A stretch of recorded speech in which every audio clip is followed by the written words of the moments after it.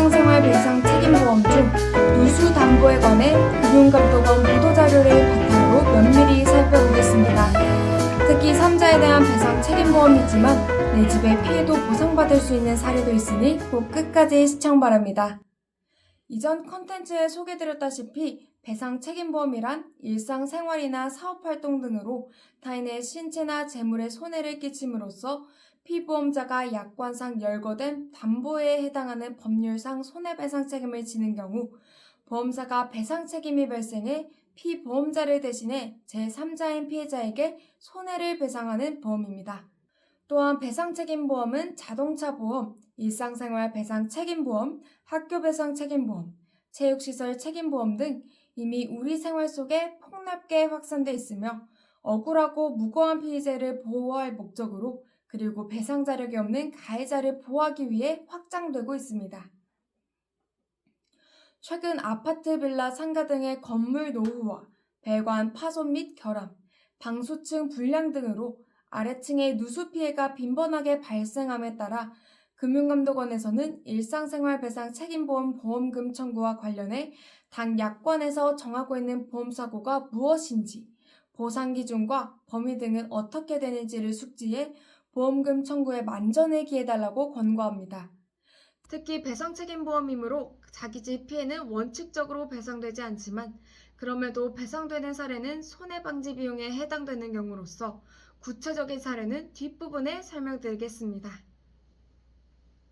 일상생활배상 책임보험 약관이 2020년 4월에 개정됐고 개정 약관에는 임대인으로서 임차인이 거주하는 증권상에 기재된 자기 주택에서 누수가 발생했을 경우에도 보상이 되지만 이전 약관에서는 직접 거주 시만 보상되므로 꼭 가입보험의 약관 담보조항을 확인해 주시길 바랍니다. 보상되지 않는 면책 사례를 살펴보겠습니다. 아파트 주방 쪽 누수로 해당 배관을 보수하고 있는 본인이 가입한 일상생활 배상 책임 특약으로 보험금을 청구한 사례에서 보험사는 타인에 대한 배상 책임이므로 자기 재물에 발생한 손해에 관해는 보상하지 않는 손해에 해당하여 보상하지 않은 사례입니다. 위와 같이 일상생활 배상 책임 특약은 원칙적으로 타인의 손해를 보상하는 특약이니 위의 사례와 같이 자기 집에 대해 폭넓게 보상받기 위해서는 급배수시설 누출 손해특약에 가입해야 합니다. 자기 집 수리비가 손해방지 비용으로 인정돼 보상받은 사례도 있습니다.